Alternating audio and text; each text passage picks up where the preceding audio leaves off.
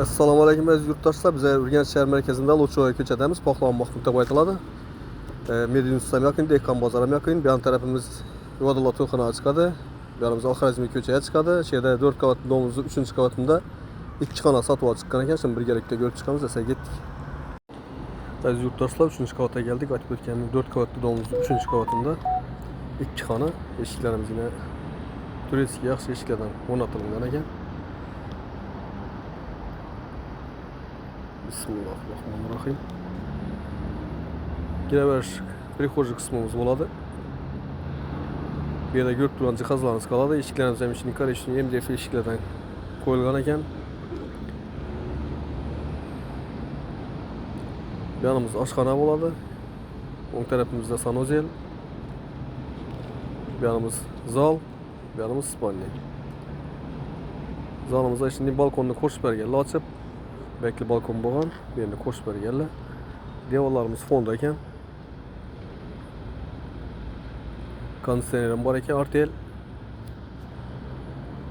Katyolam şeyine o'rnatilgan ekan. Otopleniyaga pastlarimiz polatilgan.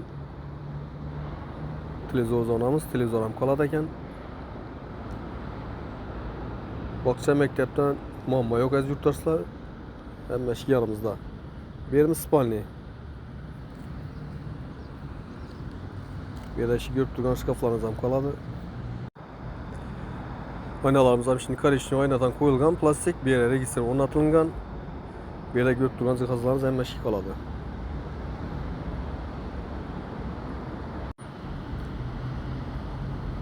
Bu yon tarafimiz sanuzel bo'ladi. Bu yerda ko'rib turganlaringizni ishining kafeldan chiqib turibdi. Kasam, devolam, unitazlarimiz, vannamiz ham normal sostenida ariston qo'yilgan. Su, soğuk su, gaz, svetdan muammo yo'q. Bu yerimiz yine kuxnya, kuxnya mebel bor, gaz plita joyida, pechkalar bor. Bu yerda kiyim mashin ketadi ekan. Bu ko'rib turgan pechkalarimiz ketadi. Bu yerda xolodilnik qoladi.